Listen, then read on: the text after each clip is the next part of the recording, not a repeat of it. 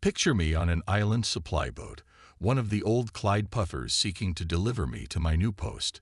This was 1947, just a couple of years after the war, and I was a young doctor relatively new to general practice. Picture also a choppy sea, a deck that rose and fell with every wave, and a cross-current fighting hard to turn us away from the isle. Back on the mainland, I'd been advised that a hearty breakfast would be the best preventative for seasickness, and now, having loaded up with one, I was doing my best to hang on to it. I almost succeeded. Perversely, it was the sudden calm of the harbor that did it for me. I ran to the side, and I fear that I cast rather more than my bread upon the waters. Those on the quay were treated to a rare sight. Their new doctor clinging to the ship's rail, with seagulls swooping in the wake of the steamer for an unexpected waterborne treat. The island's resident constable was waiting for me at the end of the gangplank, a man of around my father's age, in uniform, chiseled in flint, and unsullied by good cheer. He said, "Munro Spence, Dr. Munro Spence." "That's me," I said. "Will you take a look at Dr. Lawton before we move him? He didn't have too good a journey down." There was a man to take care of my baggage, so I followed the constable to the harbor master's house at the end of the quay.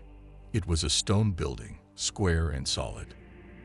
Dr. Lawton was in the harbor master's sitting room behind the office. He was in a chair by the fire with his feet on a stool and a rug over his knees, and was attended by one of his own nurses, a stocky red-haired girl of 20 or younger. I began, "Dr. Lawton, I'm my replacement, I know," he said. "Let's get this over with." I checked his pulse, felt his glands, listened to his chest, noted the signs of cyanosis. It was hardly necessary. Dr. Lawton had already diagnosed himself and had requested this transfer.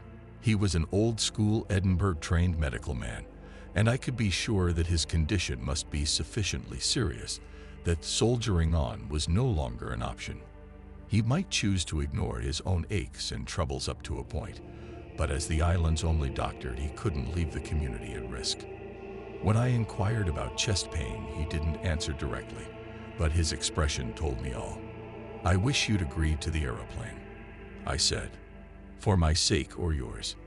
He said, "You think I'm bad. You should see your color." And then, relenting a little, "The airstrips for emergencies. What good's that to me?" I asked the nurse, "Will you be traveling with him?" "I will," she said. "I've an aunt I can stay with. I'll return on the morning boat." Two of the men from the puffer were waiting to carry the doctor to the quay. We moved back so that they could lift him between them, chair and all. As they were getting into position, Lawton said to me, "Try not to kill anyone in your first week, or he'll have me back here the day after." I was his locum, his temporary replacement.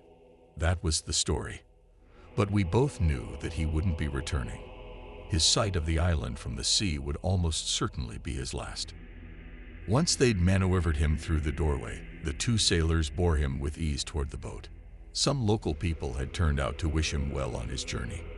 As I followed with the nurse beside me, I said, "Pardon me, but what do I call you?" "I'm Nurse Kirkwood," she said. "Rosie." "I'm Munro," I said. "Is that an island accent, Rosie?" "You have a sharp ear, Dr. Spence," she said. She supervised the installation of Dr. Lawton in the deck cabin and didn't hesitate to give the men orders where another of her age and sex might only make suggestions or requests. A born matron, if ever I saw one. The old salts followed her instruction without a murmur. When they'd done the job to her satisfaction, Lawton said to me, "The latest patient files are on my desk. Your desk, now." Nurse Kirkwood said to him, "You'll be back before they've missed you, doctor." But he ignored that. He said, "These are good people. Look after them." The crew were already casting off, and they all but pulled the board from under my feet as I stepped ashore. I took a moment to gather myself and gave a pleasant nod in response to the curious looks of those well-wishers who'd stayed to see the boat leave. The day's cargo had been unloaded and stacked on the quay, and my bags were nowhere to be seen. I went in search of them, and found Moody, driver and handyman to the island hospital, waiting beside a field ambulance that had been decommissioned from the military. He was chatting to another man, who bade good day and moved off as I arrived. "Will it be much of a drive?" I said as we climbed aboard. Moody said. 10 minutes. An hour? Half an hour. He agreed, making this one of the longest conversations we were ever to have. The drive took little more than 20 minutes. This was due to the size of the island and a good concrete road. Yet another legacy of the Army's wartime presence. We saw no other vehicle, slowed for nothing other than the occasional indifferent sheep. Wool and weaving, along with some lobster fishing, sustained the peacetime economy here. In wartime, it had been different, with the local populace outnumbered by spotters, gunners, and the Royal Engineers. Later came a camp for Italian prisoners of war, whose disused medical block the Highlands and Islands Medical Service took over when the island's cottage hospital burned down. Before we reached it, we passed the airstrip, still usable, but with its gatehouse and control tower abandoned. The former prisoners' hospital was a concrete building with a wooden barracks attached. The Italians had laid paths and a garden, but these were now growing wild. Again, I left Moody to deal with my bags and went looking to introduce myself to the senior sister. Senior Sister Garson looked me over once and didn't seem too impressed, but she called me by my title and gave me a briefing on everyone's duties while leading me around on a tour. It was then that I learned my driver's name. I met all the staff apart from Mrs. Moody, who served as cook, housekeeper, and island midwife. "There's just the one 6-bed ward," Sister Garson told me. "We use that for the men and the officers' quarters for the women. 2 to a room." "How many patients at the moment?" "As of this morning, just one. Old John Petrie. He's come in to die." Harsh though it seemed, she delivered the information in a matter-of-fact manner. "I'll see him now," I said.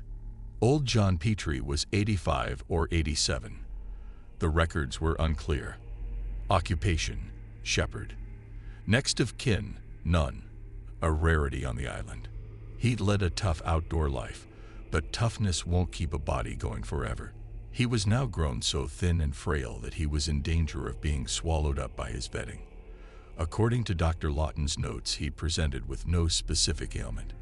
One of my teachers might have diagnosed a case of TMB, too many birthdays. He'd been found in his croft house, alone, half-starved, unable to rise. There was life in John Petrie's eyes as I introduced myself, but little sign of it anywhere else. We moved on. Mrs. Moody would bring me my evening meals, I was told, unless she was attending at a birth, in which case I'd be looked after by Rosie Kirkwood's mother, who'd cycle up from town. My experience in obstetrics had mainly involved being a student and staying out of the midwife's way. Senior Sister Garson said, "They're mostly home births with the midwife attending, unless there are complications, and then she'll call you in. But that's quite rare. You might want to speak to Mrs. Tulloch before she goes home. Her baby was stillborn on Sunday." "Where do I find her?" I said.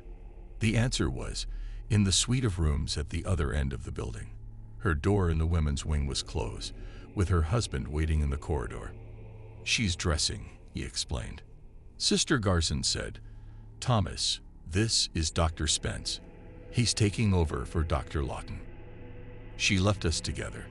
Thomas Tulloch was a young man, somewhere around my own age but much hardier. He wore a shabby suit of all-weather tweed that looked as if it had outlasted several owners. His beard was dark, his eyes blue. Women like that kind of thing, I know, but my first thought was of a wall-eyed collie. What can I say? I like dogs. I asked him, "How's your wife bearing up?" "It's hard for me to tell," he said. "She hasn't spoken much." And then, as soon as Sister Garson was out of earshot, he lowered his voice and said, "What was it?" "I beg your pardon." "The child. Was it a boy or a girl?" "I've no idea. No one will say. Daisy didn't get to see it. It was just, 'Your baby's dead. Get over it. You'll have another.' Her first." He nodded. I wondered who might have offered such cold comfort. Everyone, I expect. It was the approach at the time. Infant mortality was no longer the commonplace event it once had been, but old attitudes lingered. I said, "And how do you feel?" Tulloch shrugged. "It's nature," he conceded. "But you'll get a ewe that won't leave a dead lamb." "Is John Petrie dying now?" "I can't say." "Why?" "I'm looking after his flock and his dog. His dog won't stay put." At that point, the door opened and Mrs. Tulloch, Daisy, stood before us. True to her name, a crushed flower, she was pale, fair, and small of stature, barely up to her husband's shoulder. She'd have heard our voices, though not, I would hope, our conversation. I said, "Mrs. Tulloch, I'm Dr. Spence. Are you sure you're well enough to leave us?" She said, "Yes, thank you, doctor." She spoke in little above a whisper, though a grown and married woman. From a distance you might have taken her for a girl of 16. I looked to Tulloch and said, "How will you get her home?" "We were told, the ambulance," he said, "and then, or we could walk down for the mail bus." "Let me get Mr. Moody," I said. Moody seemed to be unaware of any arrangement, and reluctant to comply with it. Though it went against the grain to be firm with a man twice my age, I could see trouble in our future if I wasn't. I said, "I'm not discharging a woman in her condition to a Highcomet Heath." "To your ambulance, Mr. Moody." Garaged alongside the field ambulance, I saw a clapped-out Riley Roadster at least a dozen years old. Lawton's own vehicle, available for my use. As the Tullochs climbed aboard the ambulance, I said to Daisy, "I'll call by and check on you in a day or two." And then, to her husband, "I'll see if I can get an answer to your question." My predecessor's files awaited me in the office. Those covering his patients from the last 6 months had been left out on the desk and were but the tip of the iceberg. In time, I'd need to become familiar with the histories of everyone on the island, some 1,500 souls. It was a big responsibility for one medic, but civilian doctors were in short supply. Though the fighting was over and the forces demobbed, medical officers were among the last to be released. I dived in. The last winter had been particularly severe, with a number of pneumonia deaths and broken limbs from ice falls. I read a frostbitten fisherman and a 3-year-old boy deaf after measles.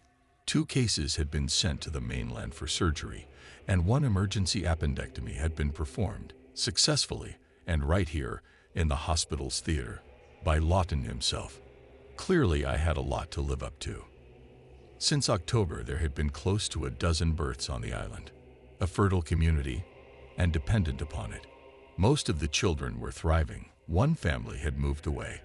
A Mrs. Flett had popped out her 7th with no complications, but then there was Daisy Tulloch. I looked at her case notes. They were only days old and incomplete. Lawton had written them up in a shaky hand, and I found myself wondering whether, in some way, his condition might have been a factor in the outcome. Not by any direct failing of his own, but Daisy had been 36 hours in labor before he was called in. Had the midwife delayed calling him for longer than she should? By the time of his intervention, it was a matter of no detectable heartbeat and a forceps delivery. I'd lost track of the time, so when Mrs. Moody appeared with a tray, I was taken by surprise. "Don't get up, doctor," she said. "I brought your tea." I turned the notes face down to the desk and pushed my chair back. Enough, I reckoned, for one day. I said, "The stillbirth, the Tullochs. Was it a boy or a girl?" "Dr. Lawton dealt with it," Mrs. Moody said. "I wasn't there to see. It hardly matters now, does it?" "Stillbirths have to be registered," I said. "If you say so, doctor." "It's the law, Mrs. Moody. What happened to the remains?" "They're in the shelter for the undertaker. It's the coldest place we have. He'll collect them when there's next a funeral." I finished my meal and, leaving the tray for Mrs. Moody to clear, went out to the shelter. It wasn't just a matter of the Tulloch's curiosity. With no note of gender, I couldn't complete the necessary registration. Back then, The bodies of the stillborn were often buried with any unrelated female adult. I had to act before the undertaker came to call. The shelter was an air raid bunker located between the hospital and the airfield, now used for storage. And when I say storage, I mean everything from our soap and toilet roll supply to the recently deceased. It was a series of chambers mostly buried under a low grassy mound. The only visible features above ground were a roof vent and a brick-lined ramp leading down to a door at one end. The door had a mighty lock, for which there was no key. Inside, I had to navigate my way through rooms filled with crates and boxes to find the designated mortuary with the slab. Except that it wasn't a slab. It was a billiard table, cast in the ubiquitous concrete by those Italians, no doubt, and repurposed by my predecessor. The cotton-wrapped package that lay on it was unlabeled and absurdly small. I unpicked the wrapping with difficulty and made the necessary check. A girl. The cord was still attached, and there were all the signs of a rough forceps delivery. Forceps in a live birth are only meant to guide and protect the child's head. The marks of force supported my suspicion that Lawton had been called at a point too late for the infant, and where he could only focus on preserving the mother's life. Night had all but fallen when I emerged. As I washed my hands before going to make a last check on our dying shepherd, I reflected on the custom of slipping the stillbirth into a coffin to share a stranger's funeral. On the one hand, it could seem like a heartless practice. On the other, there was something touching about the idea of a nameless child being placed in the anonymous care of another soul. Whenever I try to imagine eternity, it's always long and lonely. Such company might be a comfort for both. John Petrie lay with his face toward the darkened window. In the time since my first visit, he'd been washed and fed, and the bed remade around him. I said, "Mr. Petrie, do you remember me?" "Dr. Spence." There was a slight change in the rhythm of his breathing that I took for a yes. I said, "Are you comfortable?" Nothing moved but his eyes, looking at me, then back to the window. "What about pain? Have you any pain? I can help with it if you have." "Nothing." So then I said, "Let me close these blinds for you." But as I moved, he made a sound. "Don't close them." I said, "Are you sure?" I followed his gaze. I could see the shelter mound from here. Only the vague shape of the hill was visible at this hour, one layer of deepening darkness over another.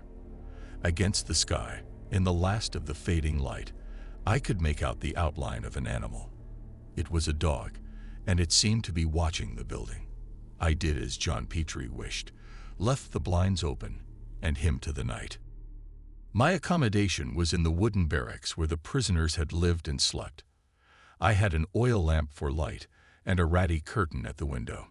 My bags had been lined up at the end of a creaky bunk.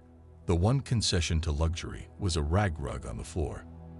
I could unpack in the morning. I undressed, dropped onto the bed, and had the best sleep of my life. With the morning came my first taste of practice routine, an early ward round, such as it was, and then a drive down into town for weekday surgery. This took place in a room attached to the library and ran on a system of first come, first served, for as long as it took to deal with the crew. All went without much of a hitch. No doubt some people stayed away out of wariness over a new doctor. Others had discovered minor ailments with which to justify their curiosity. Before surgery was over, Rosie Kirkwood joined me fresh from the boat. Dr. Lawton had not enjoyed the voyage, she told me, and we left it at that. After the last patient, Chilblains, had left, Nurse Kirkwood said, "I see you have use of Dr. Lawton's car. Can I beg a lift back to the hospital?" "You can," I said. "And along the way, can you show me where the Tullocks live? I'd like to drop by." "I can show you the way," she said, "but it's not the kind of place you can just drop by." I will not claim that I'd mastered the Riley. When I described it as clapped out, I did not exaggerate. The engine sounded like a keg of bolts rolling down a hill, and the springs gave us a ride like a condemned fairground. Rosie seemed used to it. Passing through town with the harbor behind us, I said, "Which one's the undertaker?" We just passed it. The furniture place. Donald Budge, my father's cousin. Also the coroner and cabinet maker to the island. 2 minutes later, we were out of town. It was bleak, rolling lowland moor in every direction, stretching out to a big, big sky. Raising my voice to be heard over the whistling crack in the windshield, I said, "You've lived here all your life." "I have," she said. "I saw everything change with the war. We thought it would go back to being the same again after. But that doesn't happen, does it?" "Never in the way you expect," I said. "Dr. Lawton won't be coming back, will he? There's always hope. That's what we say to patients." I took my eyes off the road for a moment to look at her. She said, "You can speak plainly to me, doctor. I don't do my nursing for a hobby. And I don't always plan to be doing it here." And then, with barely a change in tone, "There's a junction with a telephone box coming up." I quickly returned my attention to the way ahead. Do I turn? Not there. The next track just after. It was a rough track, and the word bone-shaking wouldn't begin to describe it. Now I understood why the Riley was falling apart, if this was the pattern for every home visit. The track ran for most of a mile, and finally became completely impassable, with still a couple of 100 yards to go to reach the Tullocks' home. Their house was a one-story crofter's cottage with a sod roof and a barn attached. The cottage walls were lime-washed. Those of the barn were of bare stone. I took my medical bag from the car, and we walked the rest of the way. When we reached the door, Nurse Kirkwood knocked and called out, "Daisy, it's the doctor to see you." There was movement within. As we waited, I looked around. Painters romanticized these places. All I saw was evidence of a hard living. I also saw a dog tethered some yards from the house, looking soulful. It resembled the one I'd seen the night before, although, to be honest, the same could be said of every dog on the island. After making us wait as long as she dared for a quick tidy of the room and herself, Daisy Tullock opened the door and invited us in. She was wearing a floral print dress, and her hair had been hastily pinned. She offered tea. Nurse Kirkwood insisted on making it as we talked. Although Daisy rose to the occasion with the necessary courtesy, I could see it was a struggle. The experience of the last week had clearly hit her hard. "I don't want to cause any fuss, doctor," was all she would say. "I'm tired, that's all. People respect a doctor, but they'll talk to a nurse." When I heard sheep and more than one dog barking outside, I went out and left the two women conferring. Tullock was herding a couple of dozen ewes into a muddy pen by the cottage, a mixed herd, if the markings were anything to go by. Today he wore a cloth cap and blue work pants with braces. I realized that the tweeds I'd taken for his working clothes were actually his Sunday best. I waited until the sheep were all penned, and then went over. I told him it would have been a girl, and I left it there, because what more could I add? But then a thought occurred and I said, "You may want to keep the information to yourself. Why make things worse?" That's what Dr. Lawton said. "Chin up, move on, have yourself another." But she won't see it like that. I watched him go to the barn and return with a bucket of ochre in one hand and a stick in the other. The stick had a crusty rag wrapped around its end for dipping and marking the fleeces. I said, "Are those John Petrie's sheep?" "They are," he said, "but someone's got to dip them and clip them. Will he ever come back?" "There's always hope," I said. "What about his dog?" He glanced at the tethered animal, watching us from over near the house. "Biddy," he said, "that dog's no use to me. Next time she runs off, she's gone. I'm not fetching her home again." "A dog?" Nurse Kirkwood said. She braced herself against the dash as we bumped our way back onto the road. "Senior Sister Garson will love you." "I'll keep her in the barracks," I said. "Senior Sister Garson doesn't even need to know." She turned around to look at Biddy, seated in the open luggage hatch. The collie had her face tilted up into the wind and her eyes closed in an attitude of uncomplicated bliss.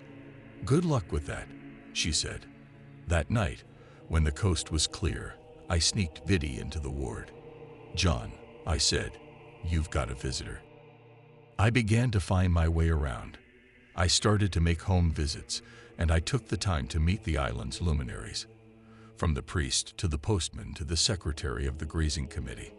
Most of the time, Biddy rode around with me in the back of the Riley. One night, I went down into town and took the dog into the pub with me as an icebreaker. People were beginning to recognize me now. It would be a while before I'd feel accepted, but I felt I'd made a start.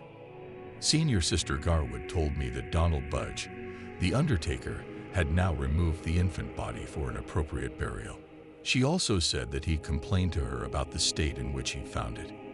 I told her to send him to me, and I'd explain the medical realities of the situation to a man who ought to know better. Budge didn't follow it up. The next day in town, Thomas Tulloch came to morning surgery alone.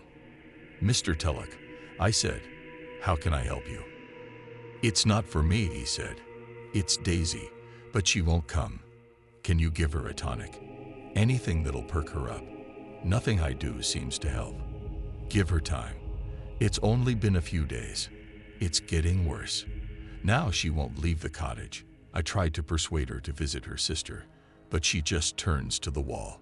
So I wrote him a script for some parish, a harmless red concoction of sweetened iron phosphate that would, at best, sharpen the appetite, and at worst do nothing at all. It was all I could offer. Depression in those days was a condition to be overcome by pulling oneself together. Not to do so was to be perverse and most likely attention-seeking, especially if you were a woman. I couldn't help thinking that, though barely educated even by the island's standards, Tulloch was an unusually considerate spouse for his time. Visits from the dog seemed to do the trick for John Petrie. I may have thought I was deceiving the senior sister, but I realize now that she was most likely turning a blind eye. Afterwards, his breathing was always easier, his sleep more peaceful, and I even got my first words out of him when he beckoned me close and said into my ear, "You'll do." After this mark of approval, I looked up to find the constable waiting for me, hat in his hands as if he were unsure of the protocol. Was a dying man's bedside supposed to be like a church? He was taking no chances. He said, "I'm sorry to come and find you at your work, doctor, but I hope you can settle a concern." "I can try. There's a rumor going round about the dead Tulloch baby. Some kind of abuse. I don't understand. Some people are even saying it had been skinned." "Skinned?" I echoed. "I've seen what goes on in postmortems and such." The constable persisted, "But I never heard of such a thing being called for." "Nor have I said. "It's just Chinese whispers, David. I saw the body before Donald Budge took it away. It was in poor condition after a long and difficult labor, but the only abuse it suffered was natural. I'm only going by what people are saying." "Well, for God's sake, don't let them say such a thing around the mother. I do hear she's taken it hard." The constable conceded. "Same thing happened to my sister, but she just got on. I've never even heard her speak of it." He looked to me for permission, and then went around the bed to address John Petrie. He bent down with his hands on his knees and spoke as if to a child or an imbecile. "Right, John," he said. "Back on your feet soon, eh? Skinned? Who ever heard of such a thing?" The chain of gossip must have started with Donald Budge and grown ever more grotesque in the telling. According to the records, Budge had 4 children of his own. The entire family was active in amateur dramatics and the church choir.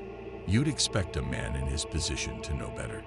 I was writing up patient notes at the end of the next day's town surgery when there was some commotion outside. Nurse Kirkwood went to find out the cause and came back moments later with a breathless 9-year-old boy at her side.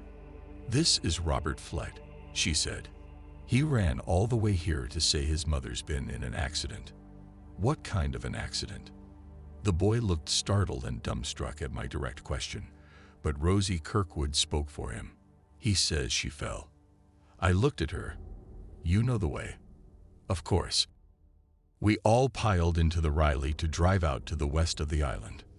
Nurse Kirkwood sat beside me, and I lifted Robert into the bag hatch with the dog, where both seemed happy enough. At the highest point on the moor, Nurse Kirkwood reckoned she spotted a walking figure on a distant path, far from the road. She said, "Is that Thomas Tulloch? What could he be doing out here?"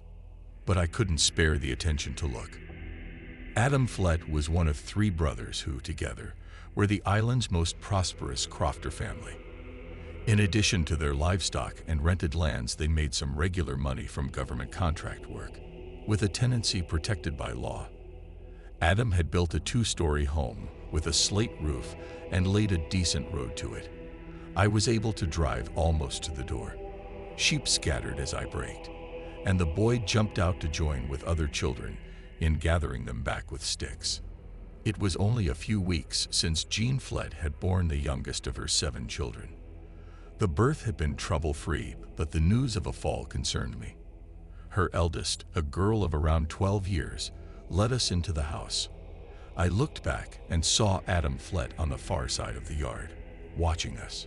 Jane Flett was lying on a well-worn old sofa and struggled to rise as we came through the door. I could see that she hadn't been expecting us. Despite the size of their family, she was only in her 30s. I said, "Mrs. Flett," and Nurse Kirkwood stepped past me to steady our patient and ease her back onto the couch. "This is Dr. Spence," Nurse Kirkwood explained. "I told Marion." Jean Flett protested. "I told her not to send for you." "Well, now that I'm here," I said, "let's make sure my journey isn't wasted. Can you tell me what happened?" She wouldn't look at me and gave a dismissive wave. "I fell, that's all." "Where's the pain?" "I'm just winded." I took her pulse and then got her to point out where it hurt. She winced when I checked her abdomen, and again when I felt around her neck. I said, "Did you have these marks before the fall?" It was a shock. "I don't remember." Tenderness around the abdomen, a raised heart rate, left side pain, and what appeared to be days-old bruises. I exchanged a glance with Nurse Kirkwood. A fair guess would be that the new mother had been held against the wall and punched.